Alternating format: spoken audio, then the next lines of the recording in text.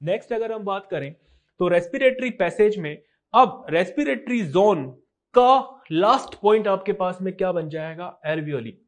और alveoli main exchange की site है डियर स्टूडेंट, ऐसे में इसको आप बोलोगे structural functional unit of lung. दोनों लंग्स में अप्रोक्स 300 मिलियन तक, बहुत ह्यूज नंबर है ये, इतना नंबर यहां पर एल्वियोली का होगा present. Now it is very important to know कि एल्वियोली में हमारे पास सेल जो प्रेजेंट है, एल्वियोली की वॉल में जो भी सेल प्रेजेंट है उन सेल को आप क्या नाम दोगे, न्यूमोसाइट। एल्वियोली के सेल आपके पास में क्या बनेंगे, न्यूमोसाइट। और एल्वियोली के सेल के जस्ट बाहर outside yellow fibrous connective tissue भी होगा प्रेजेंट। फॉर एग्जाम्पल अगर हम यहीं पे देखें इस डायग्राम को, तो द सेम डायग्राम ये आपके पास बन जा रहा है एल्वियोली का सरफेस। यहां भी आप देख पा रहे हो high network of blood capillaries यहां प्रेजेंट है। अब ये जो एल्वियोली का सरफेस बना, या हम कहें एल्वियोली की जो मेम्ब्रेन बनी, इस मेम्ब्रेन के अंदर आपके पास में होंगे सेल्स, और उन सेल को आपने क्या नाम दिया, न्यूमोसाइट। तो सेल को आपने यहां पर क्या नाम दे दिया, न्यूमोसाइट आपने यहां पे नाम दिया है। बट अगर इन न्यूमोसाइट सेल के जस्ट बाहर देखें तो यहां पर आपके पास प्रेजेंट होगा येलो फाइब्रस कनेक्टिव टिश्यू का शीथ। अब येलो फाइब्रस यहां कर क्या रहा है, येलो फाइब्रस इलास्टिक फाइबर वहां होंगे, और इलास्टिक फाइबर है, दैट मीन डेफिनेटली क्या प्रोवाइड कर रहा है, इलास्टिसिटी। क्या प्रोवाइड कर रहा है, इलास्टिसिटी। तो जब आप थोड़ा ज्यादा एयर इनहेल करते हो, एल्वियोली अच्छे से यहां पर स्पेल करता है, सो ऐसे में क्या होगा, बस्ट नहीं हो पाएगा, क्योंकि बाहर एक थिन इलास्टिक मेम्ब्रेन जो बना के देगा वो नाम यहां प्रेजेंट होगा, which is yellow fibrous connective tissue. Now जैसा हमने देखा यहां हमारे पास है टू टाइप ऑफ सेल। तो न्यूमोसाइट जो है, न्यूमोसाइट में two type of cell present है dear student. First is type 1 pneumocyte, second is type 2 pneumocyte. तो जहां आप देख पा रहे हैं एल्वियोली मेम्ब्रेन के अंदर दिस वन, ये कंपैरेटिवली एक थिन सेल है, स्क्वेमस सेल है। This is pneumocyte type 1 cell. इन्हीं के बीच बीच में यहां आपको कुछ क्यूबोइडल सेल भी दिखाई देंगे। These cuboidal cells are known as pneumocyte type 2। So all over membrane में हमारे पास टाइप 1 भी है, टाइप 2 भी है, बट दोनों में से ज्यादा नंबर में कौन होगा, टाइप 1 सेल।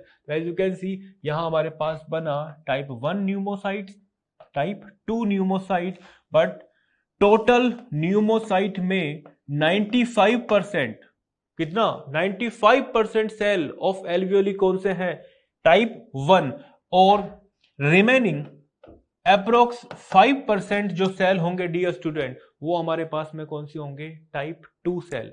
तो ये होंगे न्यूमरस नंबर में। वो कैसे होने वाले हैं, फ्यू। अभी अभी हमने डिस्कस किया था कि टाइप 2 लार्जर है, क्योंकि यहां पर शेप कैसा हो गया है, cuboidal. The cells are cuboidal. वहीं पर ये आपके पास कैसे बने, स्मॉलर। स्मॉलर क्यों बने, क्योंकि ये आपके पास हो गए हैं स्क्वेमस सेल, फ्लैटेन सेल्स हो गए ये स्क्वेमस सेल।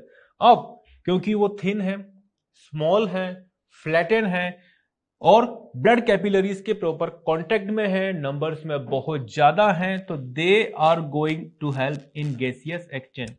जबकि वो इतने कम नंबर में है कि वो यहां पर एक्सचेंज प्रॉपर नहीं कर पा रहे हैं, तो इनका फंक्शन यहां क्या हो जाएगा, दे सीक्रेट लेसिथिन। नाउ नेक्स्ट अगर हम यहां पे बात करें कि लेसिथिन क्या कर रहा है, so lecithin is phospholipid which acts as surfactant. Surfactant के फॉर्म में काम कर रहा है, दैट मीन ये प्रॉपर काम क्या करेगा, सरफेस टेंशन को कर देता है डिक्रीज। तो it reduces surface tension of alveoli and keep alveoli always remain open for the efficient gaseous exchange. यहां पर अगर मैं आपसे एक क्वेश्चन करूं, एक बार वापस इस पॉइंट को समझो, फिर क्वेश्चन को रिप्लाई करना आप, कि लेसिथिन का लेयर बना, लेसिथिन फॉस्फोलिपिड है, किस फॉर्म में वो काम करेगा? सरफेक्टेंट के फॉर्म में काम करेगा, और सरफेक्टेंट के फॉर्म में काम करते हुए सरफेस टेंशन को क्या कर दे रहा है? डिक्रीज कर दे रहा है। अब जस्ट सपोज, जस्ट अज्यूम कि ये मेरे पास में अगर एल्वियोली है और एल्वियोली की इंटरनल साइड में यहां बन गया लेसिथिन का लेयर, लेसिथिन का कोट, तो ये लेसिथिन का कोट अब क्या काम करेगा? एल्वियोली को कोलैप्स होने से रोकता है या एल्वियोली को बर्स्ट होने से रोकता है? क्या काम ये यहां कर सकता है? एल्वियोली को कोलैप्स होने से रोकेगा या एल्वियोली को बर्स्ट होने से रोकेगा? तो इसका बड़ा सिंपल सा आंसर है, सरफेस टेंशन कहां लग रहा है? सरफेस पर, अंदर की तरफ। तो ये एल्वियोली की जो मेम्ब्रेन है ना, इस मेम्ब्रेन पर ऊपर से अंदर की तरफ लग रहा है सरफेस टेंशन। लाइक ये अगर एल्वियोली है तो सरफेस टेंशन कहां काम कर रहा है? इनवर्ड काम कर रहा है। अब सोचो, अगर सरफेस टेंशन को हम काम करने दे तो एल्वियोली छोटा हो जाएगा और छोटा हो जाएगा, मतलब कोलैप्स हो जाएगा।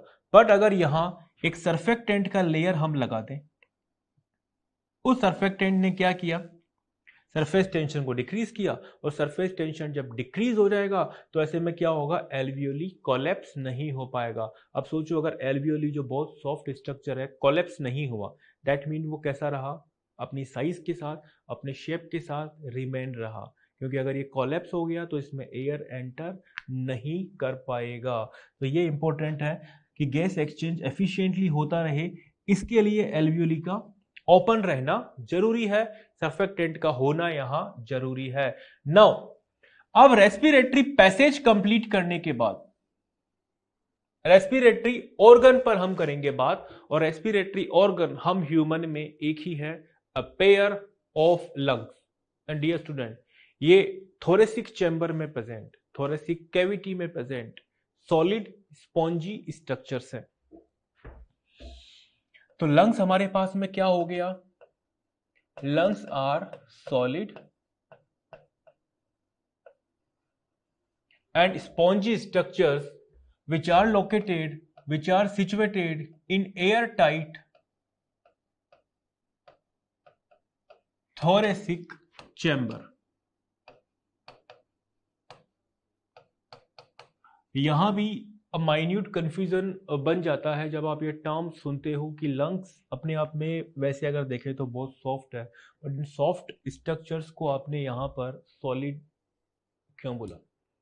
Solid doesn't mean hard, solid mean कि अंदर कहीं पर स्पेस नहीं है, अंदर सेल्स या अंदर एल्वियोलीज इतने ज्यादा यहाँ प्रेजेंट है कि कहीं भी होलो स्पेस नहीं बना, तो ये होलो नहीं है। दैट्स वाई कि एक कॉमन टर्म हमारे पास में यहाँ क्या बन गया? सॉलिड, पर वो हार्ड नहीं है, बहुत ही सॉफ्टर होंगे। दैट्स वाई हम यहाँ पे लंग्स को और क्या बोल देते हैं? Spongy structure. अब यहाँ पर आप देखिए कि फर्स्ट हमारे पास बना ट्रेकिया, T5 तक एक्सटेंड होने के बाद ब्रांचेस कहां चले गए? अंदर चले गए। कौन से ब्रांचेस? प्राइमरी ब्रोंकाई अंदर यहां पर एंटर कर जाता है। अंदर एंटर करने के बाद क्या होगा dear student? Division division division होता चला जाएगा।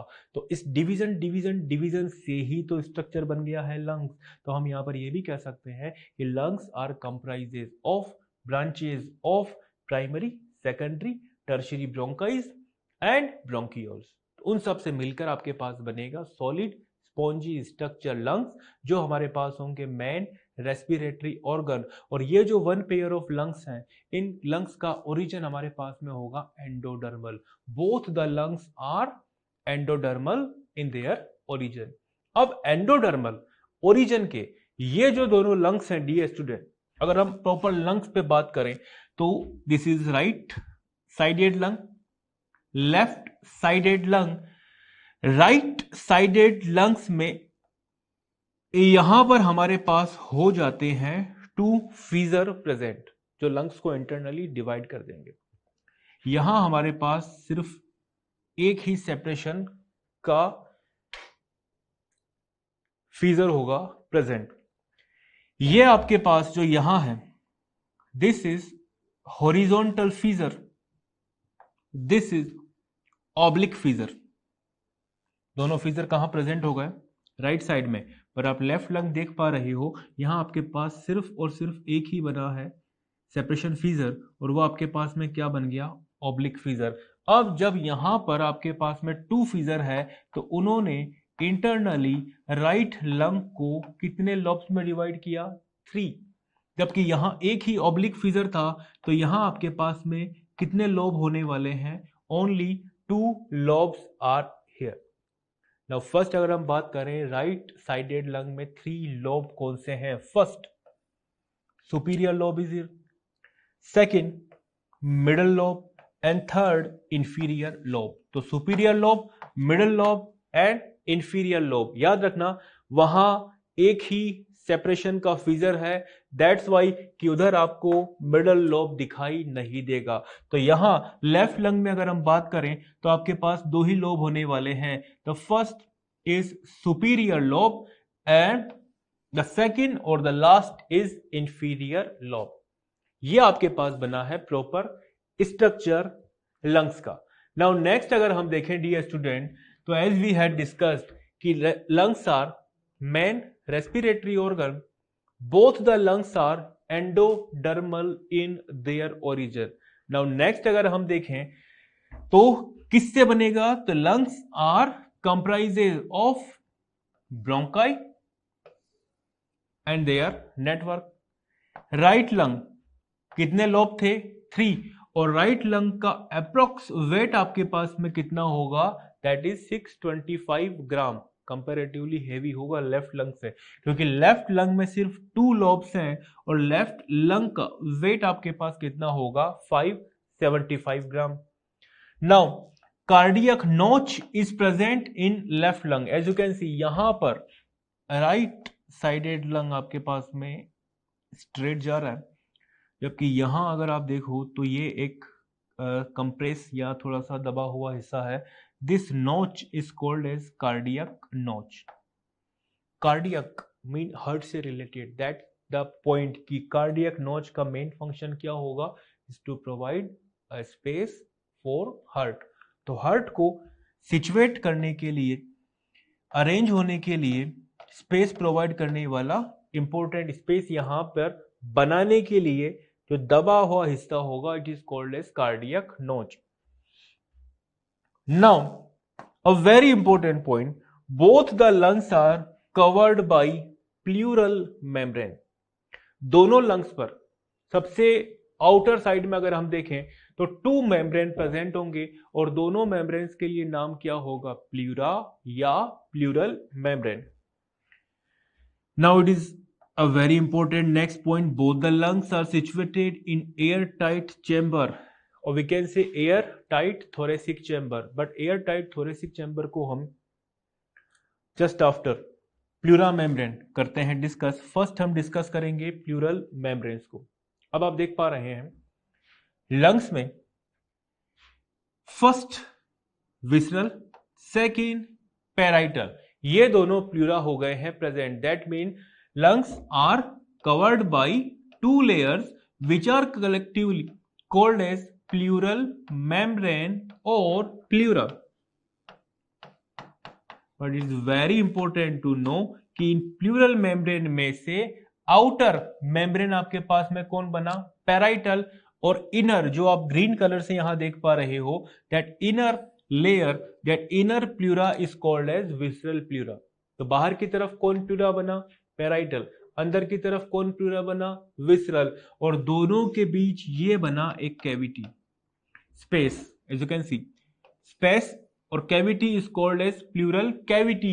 And it is very important to know कि इस प्लूरल कैविटी के अंदर एक स्पेसिफिक फ्लूइड फिल्ड होगा which is called as pleural fluid. तो यहां बाहर की तरफ कौन सा प्लूरा था? पैराइटल। अंदर की तरफ कौन सा प्लूरा था? विसरल। दोनों के बीच स्पेस को नाम क्या दिया? Pleural cavity. और प्लूरल कैविटी में प्रेजेंट फ्लूइड आपके पास में क्या हो गया? Pleural fluid. सोचो प्लूरल फ्लूइड यहां क्या कर रहा है, जब लंग्स एक्सपेल करते हैं तो लंग्स की मेम्ब्रेन में यहां फ्रिक्शन को प्रिवेंट करने का मेन फंक्शन कौन करने वाला है, प्लूरल फ्लूइड। अगर ये फ्लूइड यहाँ थोड़ा कम हो जाता है तो ऐसे में क्या होगा, यहाँ फ्रिक्शन बनना शुरू हो जाएगा। यहीं पे अगर हम डिस्कस करें कि प्लूरल फ्लूइड का फॉर्मेशन कौन कर रहा है, तो ये जो दोनों प्लूरा है डियर स्टूडेंट, ये दोनों ही यहाँ पर किसको सिक्रीट करेंगे, इस स्पेसिफिक फ्लूइड को करेंगे सिक्रीट, क्योंकि यहाँ पर जो सेल्स हैं वो सेल कौन से हैं, सिंपल स्क्वेमस एपिथेलियम। यहाँ के जो सेल्स हैं वो भी कौन से हैं, सिंपल स्क्वेमस एपिथेलियम, बट ये सिक्रेशन भी यहाँ पर करेंगे। तो दोनों ने मिलकर यहाँ पर किसका फॉर्मेशन किया, फ्लूइड का किया फॉर्मेशन। नाउ वापिस अगर हम देखें तो लंग्स के सराउंडेड हमारे पास में क्या था, डबल लेयर्ड प्लूरा। आउटर कौन बना, पेराइटल। इनर आपके पास कौन बना, विसरल। अब क्योंकि पेराइटल है आउटर बाहर की तरफ, तो पेराइटल होगा in close contact of thoracic lining, जबकि अंदर की तरफ कौन बना, विसरल, तो विसरल हो जाएगा contact with lung surface. Now ये वही पॉइंट है जो हम वापस एक बार देखें कि pleural cavity contains pleural fluid. Pleural fluid mainly reduces friction on the lung surface. Pleural fluid act as a shock absorber. तो moist provide करना, shock absorb करना या फिर friction को रोकना, इन सब में important role play कौन करने वाला है, pleural fluid। Now lungs के proper structure को clear करने के बाद अब हम बात करेंगे lungs की situation। और जैसा हमने अभी डिस्कस किया था कि both the lungs are situated in air tight chamber and the air tight chamber is called as thoracic chamber. The air tight chamber is called as thoracic chamber.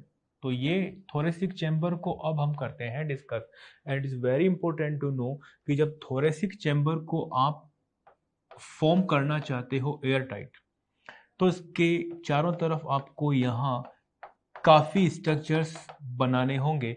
Like ये आपके पास में है थोरेसिक केज। अब इस thoracic cage के अंदर lungs होंगे सिचुएटेड, बट ऑल ओवर इसको आप कैसा बनाओगे, एयर टाइट। तो चारों तरफ आपको काफी सराउंडिंग स्ट्रक्चर्स देने होंगे। लाइक अगर हम फर्स्ट बात करें तो इस एयर टाइट चैम्बर के एंटीरियर सरफेस पर, यहां की बात हो रही है, एंटीरियर सरफेस पर सराउंडिंग से रिलेटेड स्ट्रक्चर आपके पास में कौन से होंगे, क्लेविकल, बोन एंड नेक। तो एंटीरियर सरफेस पर कौन हो गया, क्लेविकल, बोन्स एंड नेक। ये वही क्लेविकल बोन है जिसको आप कॉलर बोन भी बोलते हो। नाउ नेक्स्ट अगर हम बात करें एंटीरियर के just opposite side, posterior surface, यहां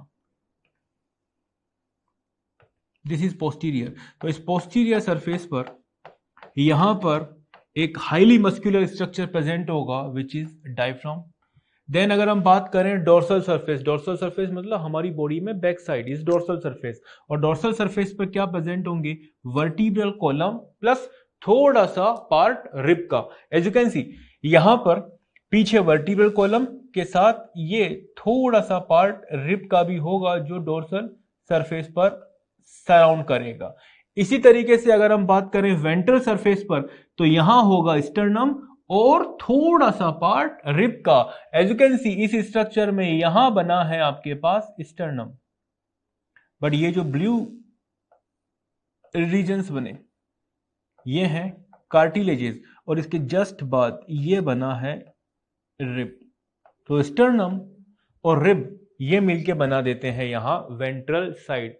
अब जो बच गया डोर्सल और वेंट्रल के बीच में which is completely lateral surface, lateral surface पर main bodies, main structures present होने वाले हैं रिंग। तो जैसा आप देख पा रहे हो अंदर की तरफ है अ पेयर ऑफ लंग, लेकिन चारों तरफ एयर टाइट चैम्बर बना के देना है, तो काफी स्ट्रक्चर से हमने इसको कर दिया ऑल ओवर सराउंडेड। अब आपके पास बन गया है air tight chamber, thoracic cage या थोरेसिक कैविटी। तो यहां हमने लंग के स्ट्रक्चर को समझा। देन आफ्टर आपने यहां पर क्या क्लियर किया, आपने यहां पर क्लियर किया है थोरेसिक चैम्बर के साथ लंग की सिचुएशन को। अब हम बात करते हैं एयर टाइट क्यों बनाया गया है इसको? तो mammalian lungs are solid and spongy but that are without muscle. हम ह्यूमन के लंग्स में मसल्स नहीं होते, दैट मीन हमारे लंग्स अपने आप कॉन्ट्रैक्ट रिलैक्स नहीं कर सकते। अब वो कॉन्ट्रैक्ट रिलैक्स नहीं कर सकते तो उनको डिपेंड होना पड़ेगा, तो मसल्स यहां पर नहीं होंगे, तो सेल्फ कॉन्ट्रैक्शन का पावर हम मैमेलियन लंग्स में नहीं होता। अब सेल्फ कॉन्ट्रैक्शन का पावर अगर यहां नहीं है तो हमें यहां पे बनाना पड़ेगा एनाटॉमिकल सेटअप इस तरीके से थोरैक्स के अंदर कि any change in volume of the thoracic cavity will be reflected in the pulmonary cavity, will be reflected in the lung cavity. That mean बाहर आपके पास में क्या था? थोरेसिक कैविटी, अंदर आपके पास में क्या बन गए हैं? लंग्स। अब लंग्स जो अंदर की तरफ हैं वो कॉन्ट्रैक्ट रिलैक्स सेल्फ नहीं कर सकते। अब अगर इनको कॉन्ट्रैक्ट रिलैक्स करवाना है तो आपको थोरेसिक कैविटी को कॉन्ट्रैक्ट रिलैक्स करवाना पड़ेगा। तो यहां अगर कोई भी चेंज हुआ तो वो डायरेक्ट कहां रिफ्लेक्ट होगा? लंग्स पर होगा रिफ्लेक्ट। इसके लिए चैम्बर को कैसा होना होगा? एयर टाइट होना होगा। और अगर ये एयर टाइट चैम्बर पंक्चर हो जाता है, दैट मीन ये अगर कुछ भी एक्सीडेंटल केस बने और ये चैम्बर हो जाए अगर हमारे पास पंक्चर किसी भी डायरेक्शन से, तो एयर इतना प्रेशर के साथ अंदर एंट्री करेगा कि अंदर प्रेजेंट लंग्स को वो क्या कर देगा? कोलैप्स कर देगा। और जब लंग्स कोलैप्स हो जाएंगे तो ब्रीदिंग यहां क्या हो जाएगा? रुक जाने वाला है और रिजल्ट एक ही है, डेथ। तो ऐसे में ऑल ओवर इसको हमको कैसा रखना होगा? Air tight. अब such an arrangement is essential for breathing as we can not directly alter the pulmonary volume, क्योंकि हम लंग्स के वॉल्यूम को, पल्मोनरी वॉल्यूम को डायरेक्ट अल्टर नहीं कर सकते। ऐसे में हमें डिपेंड रहना पड़ेगा थोरेसिक कैविटी के वॉल्यूम पर। So after completing the thoracic cage and the proper structure of lungs, now we are going to follow that breathing को फेवर करने वाले दो बड़े ही इंपॉर्टेंट नाम हैं। the very first is diaphragm and the second is intercostal muscle, जिसमें से first हम किसको समझने वाले हैं? First we are going to discuss which is diaphragm. Diaphragm नाम हम सबने सुना है। डायफ्राम एक्चुअल में क्या है? यहां थोरेसिक चैम्बर और एब्डोमिनल चैम्बर के बीच में यहां प्रेजेंट एक मस्कुलर सेप्टा होगा। एज यू कैन सी ये यहां पर रेडिश कलर एक सेप्टा है और ये कंप्लीट हाईली मस्कुलर सेप्टा हमारे पास में क्या होगा? डायफ्राम। और इस सेप्टा में मसल कौन सा होगा? Radial muscle. तो रेडियल मसल से मेडअप ये सेप्टा हमारे पास बन जाता है डायफ्राम। और इस डायफ्राम के ऊपर यहां जो भी स्पेस है ये आपके पास होगा थोरेसिक कैविटी, और डायफ्राम के नीचे जो होगा ये आपके पास बन जाता है एब्डोमिनल कैविटी। तो अब हम इसको ये कह सकते हैं कि अगर ह्यूमन में ये एक बेसिक बॉडी शेप हम लें तो यहां पर एक dome shape muscular septa present होगा and this dome shape muscular septa is called as diaphragm. Just remember this, diaphragm का मेन फंक्शन क्या है? डायफ्राम का मेन फंक्शन है वेंटिलेशन को फेवर करना, ब्रीदिंग को फेवर करना।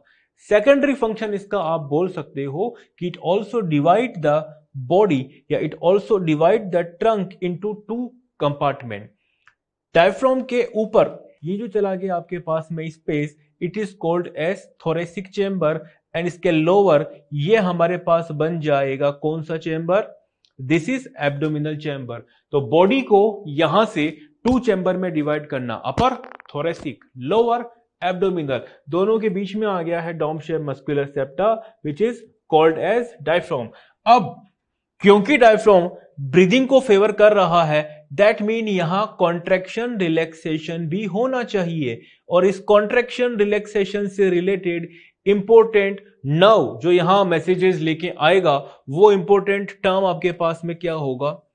Phrenic nerve. तो ये बना है आपके पास डायफ्राम प्रॉपर। तो अब हम पॉइंट को देखें वन बाय वन। तो diaphragm is a muscular structure where the muscles are radial muscle. Diaphragm का एक सेकेंडरी फंक्शन यहां पर क्या हो गया है, it separate thoracic cavity from abdominal cavity. बस रिमेंबर, डायफ्राम के नीचे कौन है, एब्डोमिनल कैविटी, ऊपर आपके पास में कौन हो गया था, thoracic cavity. Word related with diaphragm is phrenic, and as we had discussed कि फ्रेनिक हमारे पास में क्या है, फ्रेनिक हमारे पास में एक मेन नर्व है जो यहां पर क्या करता है, डायफ्राम में कॉन्ट्रैक्शन के इंपल्सेस ट्रांसफर करने का काम करता है। Diaphragm also helps in parturition, micturition, defecation. अब इसको इस तरीके से समझो, अगर हम बात करें फर्स्ट पार्चुरेशन का, या हम बात करें डिफिकेशन का, या हम बात करें मिक्चुरेशन का, इन तीनों ही केसेस में हमें एब्डोमिनल पार्ट को क्या करना होगा, प्रेस करना होगा। और एब्डोमिनल पार्ट को प्रेस करने के लिए यहां मस्कुलर सेप्टा पर हम वापस हो जाते हैं depend, which is again diaphragm.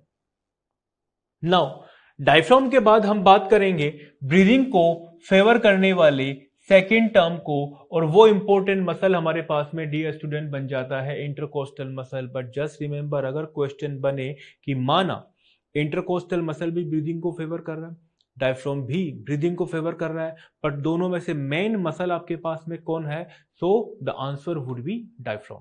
तो दोनों में से मेन इंपॉर्टेंट आपके पास में मसल कौन होगा, डायफ्राम। नाउ अब हम बात करते हैं इंटरकोस्टल मसल की। First point, spaces between two pair of ribs are called as intercostal space and the muscles which are present there are called as intercostal muscle. तो अगर अब हम देखें,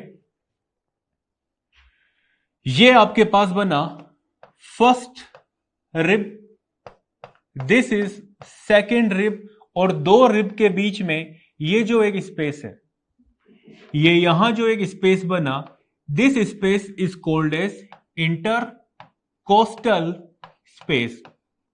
this space is called as intercostal space, और इस space में present होंगे intercostal muscle which are two type of, external intercostal muscle and internal intercostal muscle.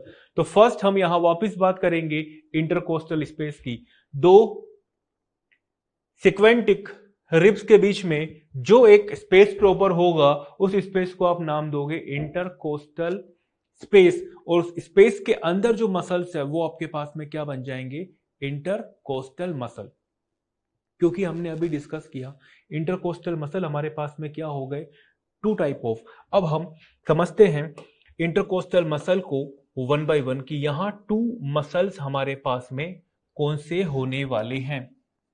Dear student, as you can see in this diagram, just suppose कि ये आपके पास बना है फर्स्ट और ये आपके पास बना है सेकंड रिब, बट ये है फर्स्ट रिब का डोर्सल साइड और ये है सेकंड रिब का वेंट्रल साइड, या हम इसको ऐसा कहें कि ये आपके पास बना है first rib which is upper rib, ये आपके पास में है second which is lower rib, but ये हमारे पास है अपर रिब का डोर्सल साइड और ये हमारे पास है लोअर रिब का ventral side. Just remember, upper rib के डोर्सल साइड से लोअर रिब के वेंट्रल साइड तक जो एक्सटेंड होने वाले मसल्स हैं, these muscles, these are EICM और we can say external intercostal muscle. इसको जस्ट अगर हम रिवर्स करें, सो लोअर रिब के डोर्सल साइड से अपर रिब के वेंट्रल साइड तक जो एक्सटेंड होंगे ये मसल हमारे पास बन जाते हैं IICM, internal intercostal muscle.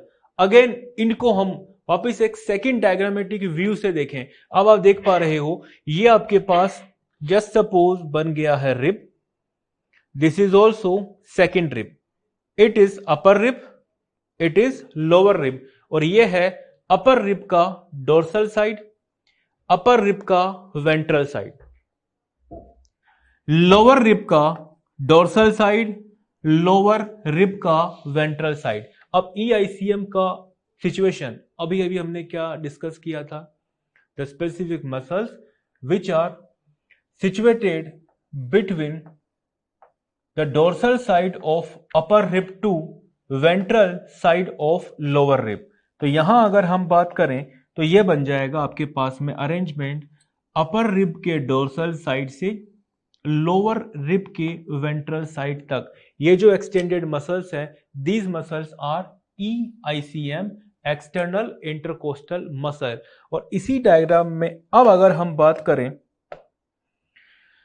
Lower rib के डोर्सल साइड से अपर रिब के वेंट्रल साइड तक जो एक्सटेंशन लेंगे वो स्पेसिफिक मसल आपके पास में क्या बन जा रहे हैं? These are IICM and the green ones are EICM। तो ये आपके पास में था external and internal intercostal muscle. अब हम देखते हैं दोनों को कंपेयर करके कि इनके और यहां फंक्शन क्या हो सकते हैं। तो वेरी फर्स्ट हमारे पास में बनेगा EICM। सिचुएशन अगर हम देखें डियर स्टूडेंट, अपर रिब के डोर्सल सरफेस को लोअर रिब के वेंट्रल सरफेस के साथ जो कनेक्ट कर रहा है वो बना EICM। इसमें हो जाएगा exactly reverse, connect ventral surface of upper rib with dorsal surface of lower rib. Second अगर हम बात करें कि EICM में अगर हम करते हैं कॉन्ट्रैक्शन तो ऐसे में क्या होगा, स्टर्नम आउटवर्ड मूव करेगा और रिब कहां आ जाएगा, अपवर्ड। तो sternum and rib outward upward करेंगे मूव, और जब sternum rib upward outward move करते हैं तो थोरेसिक कैविटी का वॉल्यूम इंक्रीज करता है डोर्सो वेंट्रल एक्सिस में। दैट मीन ये हमारा क्या बना, वेंट्रल सरफेस, ये हमारा क्या बना, डोर्सल सरफेस, और डोर्सो वेंट्रल एक्सिस में एक्सपेल कर जाएगा, इंक्रीज हो जाएगा थोरेसिक चेंबर। जब कौन सा मसल काम कर रहा है, EICM। And it is very important to know कि EICM मेनली हेल्प करेगा during normal inspiration and expiration. तो जो नॉर्मल इंस्पिरेशन है और नॉर्मल एक्सपीरेशन है, उन दोनों में आपके पास फेवरेबल मेन मसल कौन सा होने वाला है, EICM। अब अगर हम IICM की बात करें तो contraction in IICM at the time of forceful expiration moves the sternum inward and ribs to downward। तो रिब्स को और स्टर्नम को कहां लेके आ रहा है, इनवर्ड और डाउनवर्ड। ये आपके पास बना IICM। अब IICM क्या कर रहा है डियर स्टूडेंट, डिक्रीज कर देगा वॉल्यूम को, लेकिन डोर्सो वेंट्रल एक्सिस में। तो ये डोर्सो वेंट्रल एक्सिस में इंक्रीज कर देगा थोरेसिक चैम्बर के वॉल्यूम को, और ये यहां पर क्या कर देगा, डिक्रीज करेगा। जब डिक्रीज करेगा तो ऐसे में क्या होगा, ब्रीदिंग होगा, लेकिन नॉर्मल नहीं, फोर्सफुल। नाउ अब हम डिस्कस करेंगे अब तक के डिस्कस्ड पार्ट के कुछ इंपॉर्टेंट क्वेश्चन को, वो है बिगिनर बॉक्स 2 के question. And now we are going to attempt the very first question of beginner box 2। The first question is this: larynx is a modified portion of, as we had discussed कि larynx कहां है, तो larynx है trachea के top पर present. तो trachea के upper part ने मॉडिफिकेशन किया और बना दिया होलो स्ट्रक्चर, और वही होलो स्ट्रक्चर हमारे पास में क्या होगा, larynx, which is also called as sound box। तो the answer of the question would be 2।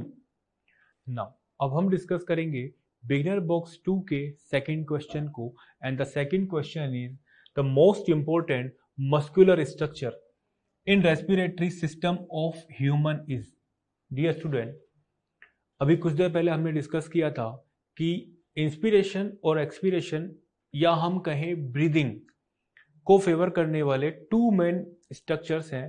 The first is diaphragm and the second is intercostal muscle. But दोनों में से मेन मसल आपके पास में कौन सा होगा, डायफ्राम। तो रेस्पिरेशन को फेवर करने वाला मेन मसल आपके पास में एक्सटर्नल या इंटरनल इंटरकोस्टल मसल नहीं हो सकता, वो आपके पास में क्या होगा, diaphragm.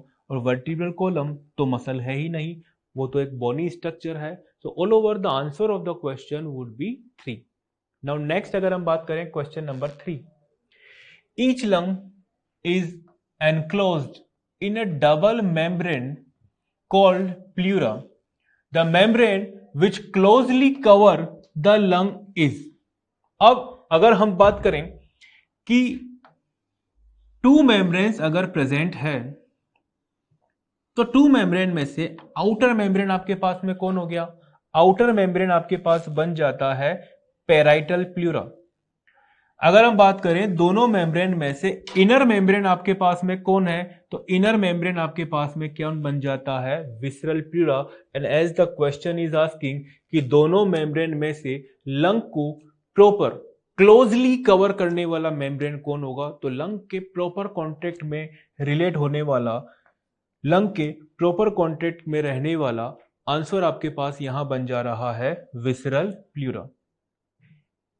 Now next question number 4 की बात अगर हम करें, the structure which prevents the entry of food into the respiratory tract is.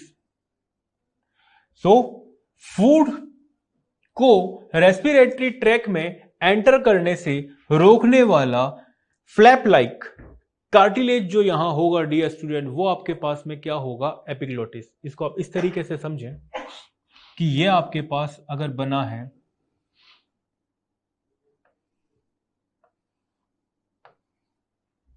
Oral cavity जहां से फूड को अंदर लिया जाएगा। अब ये जो फेरिंग्स का पार्ट है,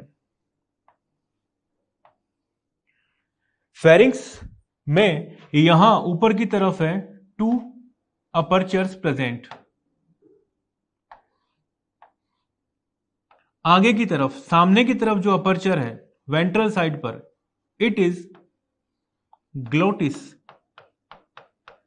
एंड डोर्सल साइड पे जो अपर्चर गया दिस इज गलेट।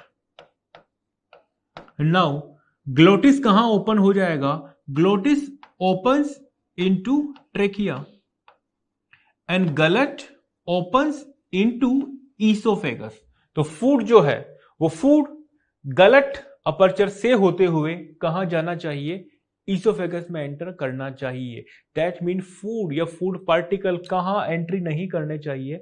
ग्लोटिस में, क्योंकि अगर ग्लोटिस में आए तो वो कहां एंटर कर जाएंगे?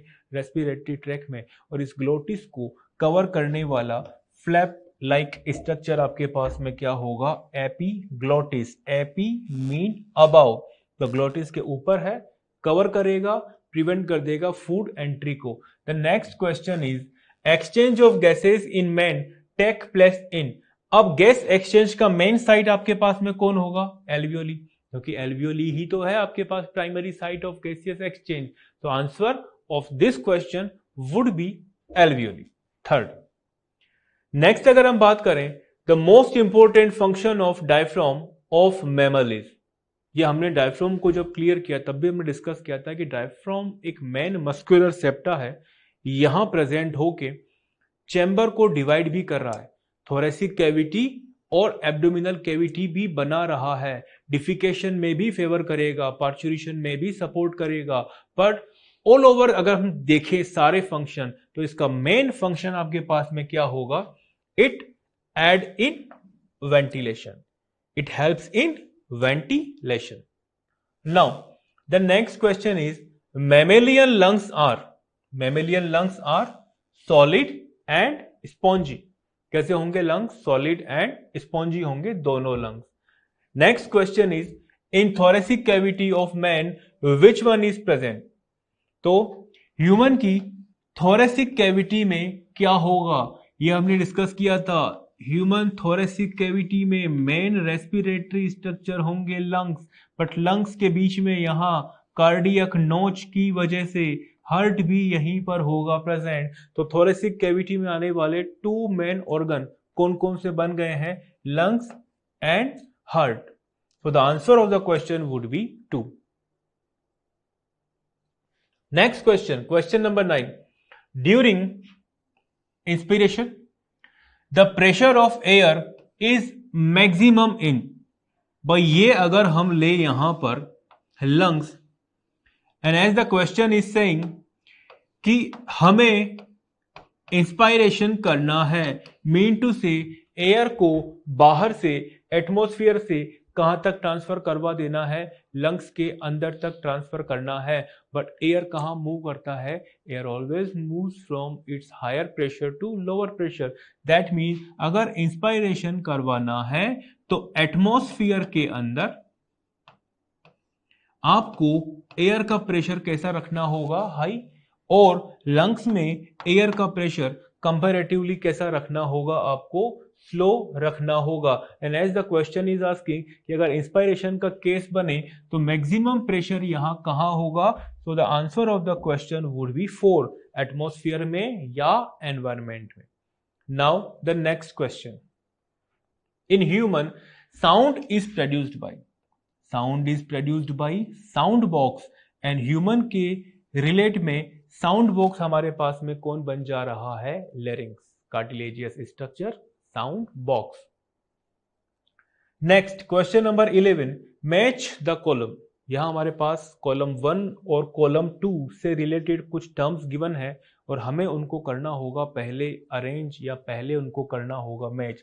लाइक फर्स्ट हमारे पास यहां टर्म गिवन है लेरिंग्स। याद करो लेरिंग्स हमारे पास में क्या है, साउंड प्रोड्यूसिंग ऑर्गन। अब अगर साउंड प्रोड्यूसिंग ऑर्गन को यहां के टर्म्स के साथ हम करें रिलेट, तो वो नाम आपके पास बन जाता है वॉइस बॉक्स या sound box. The second structure from column 1 is trachea. Trachea हमारे पास में होगा विंड पाइप, क्योंकि ये मेन एयर को क्या कर रहा है, ट्रांसफर कर रहा है, कंडक्ट कर रहा है towards lungs side. Now next structure from column 1 is alveoli. Main structural functional unit है एल्वियोली, जो प्रॉपर फेवर करेंगे गैस एक्सचेंज को। बट यहां अगर हम देखें सारे टर्म को, सो एल्वियोली हो जाता है relate with Q point air sac. Next अगर हम देखें स्ट्रक्चर, तो वो है एपिग्लोटिस, जो अभी लास्ट क्वेश्चन में हमने डिस्कस किया था। Epiglottis is a flap like structure, lid के फॉर्म में काम करेगा, और लिड के फॉर्म में काम करेगा तो ये क्या कर देगा, फूड को ग्लोटिस के थ्रू ट्रेकिया में जाने से कर देता है प्रिवेंट। सो इस तरह हमने क्या किया, कॉलम 1 के टर्म्स को कॉलम 2 के टर्म से कर दिया है मैच। यहां पर टी हमारे पास इस तरफ मैच नहीं हो पा रहा, क्योंकि टी में आपके पास में टर्म क्या गिवन है, common passage. And as we had discussed earlier कि कॉमन पैसेज यहां पर कौन होगा, फेरिंग्स हमारे पास होगा कॉमन पैसेज, और वो टर्म यहां गिवन नहीं है। नाउ अब हम ये जो भी हमने मैच किया उसको करते हैं ऑप्शंस के साथ मैच। ए के साथ आर, बी के साथ S,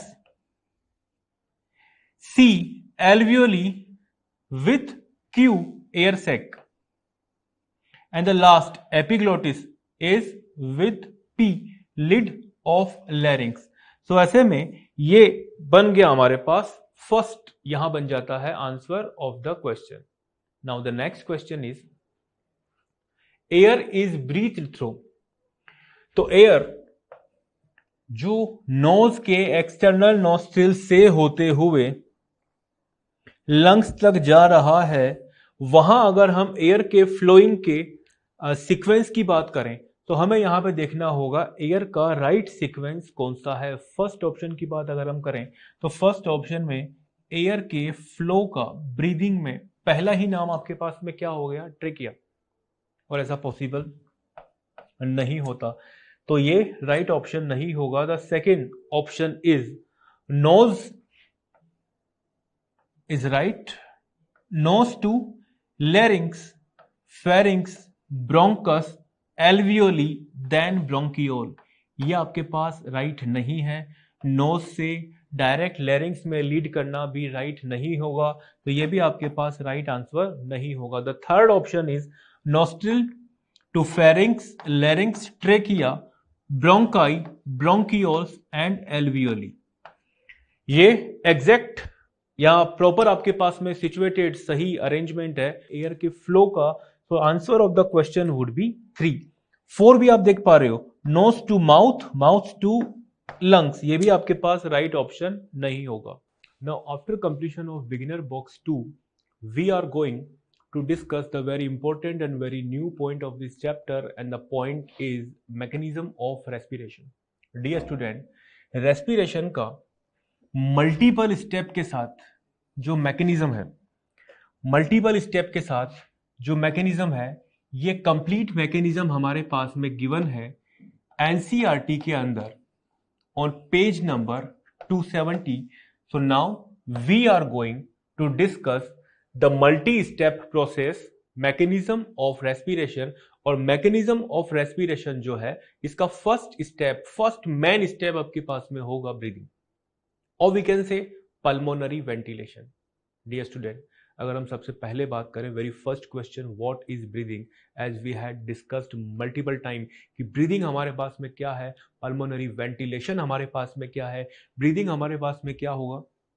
breathing is a gaseous exchange between atmosphere and body, और we can say breathing is a gaseous exchange between atmosphere and lungs. So ये जो एक्सचेंज हुआ, इस एक्सचेंज को आप क्या नाम देने वाले हो, ब्रीदिंग.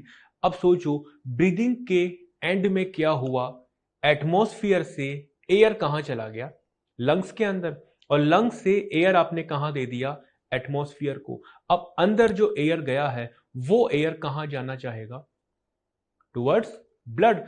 सो ऐसे में सेकेंड स्टेप यहां पर मैकेनिज्म के अंदर क्या होने वाला है, एक्सचेंज ऑफ गैसेस, और we can say diffusion of oxygen and CO2 through alveolar membrane. तो अब यहां पर क्या होगा, एल्वियोलर मेम्ब्रेन से होते हुए O2 और CO2 क्या हो जाएगा, डिफ्यूज होंगे. नाउ O2 CO2 डिफ्यूजन के बाद मेन रिजल्ट आपके पास में क्या बना, ऑक्सीजनेटेड ब्लड. दैट मीन इस एक्सचेंज के बाद एल्वियोली के कांटेक्ट में जो ब्लड था वो कैसा हो गया है, ऑक्सीजनेटेड. अब ऑक्सीजनेटेड ब्लड क्या करेगा डियर स्टूडेंट, ऑक्सीजन को कैरी करेगा toward tissue. So oxygen carry हो रहा है, इसको आप नाम दोगे ट्रांसपोर्ट ऑफ गैसेस. अब गैस ट्रांसपोर्ट कौन कर देगा, ब्लड. कहां तक ट्रांसपोर्ट कर दिया जाएगा, टिश्यू तक इसको मेनली किया जाएगा ट्रांसपोर्ट. यहीं पर CO2 भी ट्रांसपोर्ट होगा, बट CO2 ट्रांसपोर्टेशन का डायरेक्शन आपके पास में क्या होगा, reverse.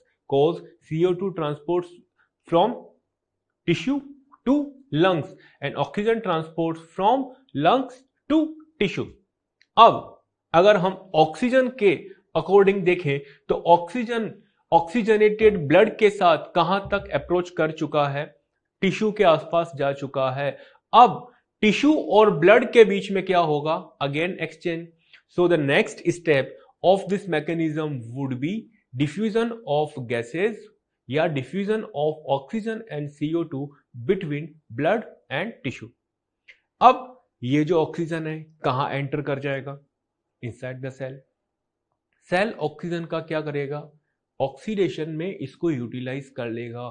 So the final step of this mechanism would be utilisation of oxygen by the cell और बाय द टिश्यू. सो ये 5 स्टेप के साथ होने वाला एक कंप्लीट सिक्वेंशियल प्रोसेस होगा, जिसको आप यहां पे नाम दोगे मैकेनिज्म ऑफ रेस्पिरेशन. अब अगर हम इन सारे इवेंट्स को, 5 इवेंट्स को एक सीक्वेंस में देखें, तो इनको हम समझ सकते हैं with the help of this diagram. जैसा हमने अभी डिस्कस किया, मैकेनिज्म ऑफ रेस्पिरेशन का फर्स्ट मेन इवेंट या फर्स्ट स्टेप आपके पास में क्या था, ब्रीदिंग. तो ब्रीदिंग आपके पास में क्या बना, gaseous exchange between atmosphere and alveoli, या gaseous exchange between atmosphere and lungs. तो ये आपके पास बना फर्स्ट स्टेप ब्रीदिंग. ब्रीदिंग के बाद अगर हम बात करें तो the second step of this mechanism would be exchange of gases between alveoli and blood. Third step अगर हम यहां देखें तो मैकेनिज्म का थर्ड स्टेप क्या होगा, transport of gas. As you can see, यहां से यहां तक और यहां से यहां तक, in this manner CO2 transport. क्योंकि CO2 ट्रांसपोर्ट का डायरेक्शन आपके पास में क्या होगा, from tissue to lungs. O2 transport का डायरेक्शन की बात अगर हम करें तो वो आपके पास में क्या होगा, from lungs side to tissue. तो ये बना आपके पास third step, transportation of gas. ये भी आपके पास में है the same third step, transportation of gas. अब गैस ट्रांसपोर्ट होके, ऑक्सीजन ट्रांसपोर्ट होके कहां पहुंच गया है, क्लोज टू टिश्यू। अब टिश्यू के साथ ये हो जाएगा एक्सचेंज, और ये एक्सचेंज आपके पास बना है the fourth step of this mechanism. और इस स्टेप को अब हम वापस से क्या नाम देंगे, it is exchange of gases between blood and tissue. अब ऑक्सीजन कहां पहुंच गया, सेल के कांटेक्ट में। सेल ऑक्सीजन को यूटिलाइज करेगा।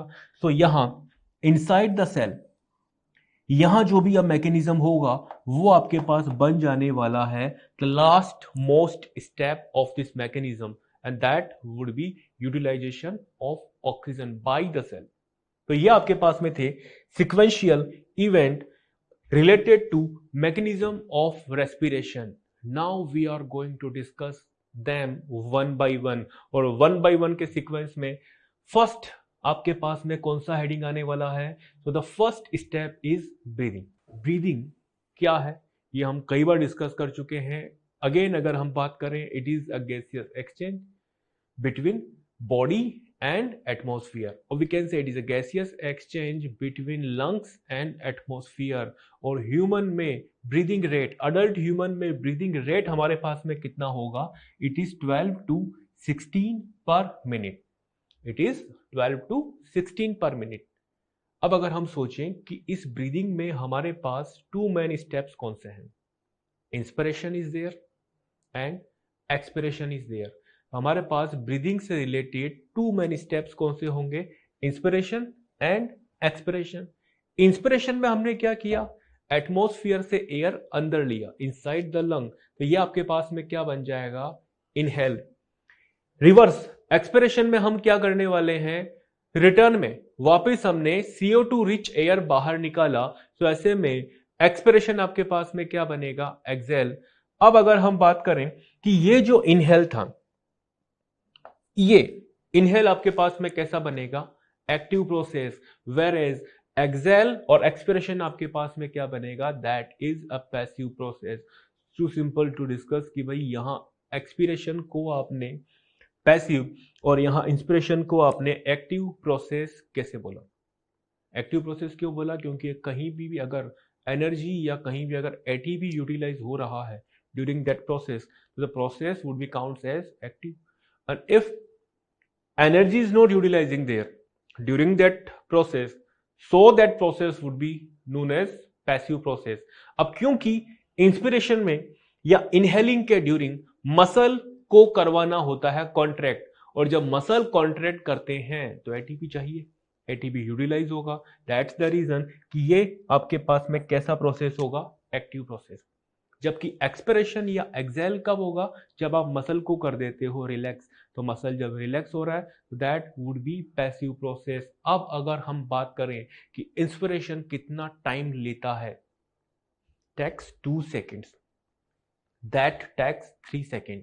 अब 2 second is taken by inspiration, 3 second by expiration, that mean total second आपके पास में कितने हो गए, 5 सेकेंड। तो वन ब्रीथ जिसमें इंस्पिरेशन एक्सपिरेशन दोनों इंक्लूड्स हैं, वो आपके पास में कितना टाइम लेने वाला है dear student, 5 second. 1 minute 60 second divided by 5 second, breathing rate आपके पास में क्या बनेगा, 12 ब्रीद हम करेंगे पर मिनट। बट एनसीईआरटी के अंदर 12 नहीं देके प्रॉपर वैल्यू आपके पास में क्या गिवन है, 12 to 16। तो ऐसे में आपको यहां कौन सा वैल्यू प्रॉपरली याद रखना है, इट इज 12 to 16 पर मिनट। अब अगर हम बात करें active process, passive process, inspiration, expiration, चाहे ह्यूमन को करना है इंस्पिरेट, चाहे ह्यूमन को करना है expirate, two muscles are there which would help in both the processes. अब वो टू मसल्स हमारे पास में कौन होंगे, वो टू मसल हमारे पास में होंगे ICM and diaphragm. So diaphragm और इंटरकोस्टल मसल, ये 2 मसल्स ऐसे हैं जो दोनों के दोनों किस में हेल्प करने वाले हैं, ब्रीदिंग में हेल्प करेंगे। नाउ अगर हम बात करें इंस्पिरेशन, तो इंस्पिरेशन क्या हो रहा है, movement of air into the lung. तो इंस्पिरेशन आपके पास में क्या बना, movement of air into the lung, और एक्सपिरेशन आपके पास में क्या बन रहा है, movement of air out of the lung. Now it is very important to discuss कि ये एयर का इनवर्ड मूवमेंट, ये एयर का आउटवर्ड मूवमेंट जो हो रहा है, इन सब में कहीं ना कहीं इंपॉर्टेंट रोल प्ले करेगा प्रेशर ग्रेडियंट। क्योंकि आप देख पा रहे हो, अगर हमें अटेम्प्ट करना है इंस्पिरेशन, तो इंस्पिरेशन करना है, सो ऐसे में हमें लंग्स के अंदर प्रेशर कैसा करना होगा, डिक्रीज्ड, ताकि कंपैरेटिवली एटमॉस्फेयर में प्रेशर कैसा हो जाए, इंक्रीज हो जाए। दैट मीन एटमॉस्फेरिक प्रेशर हमारे पास में कितना है, 760 mmHg। 760 के कंपेयर हमें यहां 2 to 3 पॉइंट डिक्रीज करना होगा प्रेशर, और जैसे ही इनसाइड प्रेशर डिक्रीज होगा प्रेशर ग्रेडियंट बनेगा, क्योंकि air always moves from its higher pressure to lower pressure. अब यहां आपने प्रेशर कैसा किया, डिक्रीज, यहां कंपैरेटिवली प्रेशर कैसा है, higher, air move from higher pressure to lower pressure, और रिजल्ट आपके पास में क्या बन जाएगा, इंस्पिरेशन। नाउ इस प्रोसेस को अगर हम जस्ट रिवर्स कर दें, when we have to expirate, then यहां पर हम प्रेशर क्या कर देंगे, इंक्रीज कर देंगे। जस्ट रिमेंबर, एटमॉस्फेयर में अभी भी आपके पास में कितना प्रेशर है, 760, और आप वहां कुछ भी अल्टर नहीं कर सकते, ऑप्शन आपके पास में एक ही है। यहां पर लंग्स के अंदर आपने प्रेशर क्या किया, इंक्रीज किया, एनहेंस किया, अगेन द सेम सिचुएशन, यहां पे बन गया है हायर प्रेशर, यहां बन गया है comparatively lower pressure, and again the same principle, air moves from its higher pressure to lower pressure. ऐसे में एयर जाएगा हाई टू लो, और रिजल्ट आपके पास में क्या बन जाएगा, एक्सपिरेशन। तो ओवरऑल चाहे इंस्पिरेशन हो, ओवरऑल चाहे एक्सपिरेशन हो, ये जो 2 टर्म थे, डायफ्राम एंड इंटरकोस्टल मसल, ये दोनों नाम मिलके आपको क्या बना के देंगे, दोनों मिलके आपके पास बना देंगे प्रेशर ग्रेडियंट, और इस प्रेशर ग्रेडियंट की वजह से ही क्या होता रहेगा, एटमॉस्फेयर के साथ गैसियस एक्सचेंज होता चला जाएगा। नाउ अब अगर हम बात करें लास्ट पॉइंट को जो हमने अभी अभी डिस्कस किया था, inspiration can occur if the pressure with in the lung is less than atmospheric pressure. तो एटमॉस्फेयर के कंपेयर अगर आप प्रेशर कम कर लोगे तो ओवरऑल आपके पास में रिजल्ट क्या बन जाएगा, इंस्पिरेशन। रिवर्स कर दो तो एक्सपिरेशन कब होगा, एक्सपिरेशन इज कैरिड आउट, और we can say expiration is take place, expiration is take place when the pressure inside the lung is greater than atmospheric pressure. तो ये बना के देगा आपको प्रेशर ग्रेडियंट।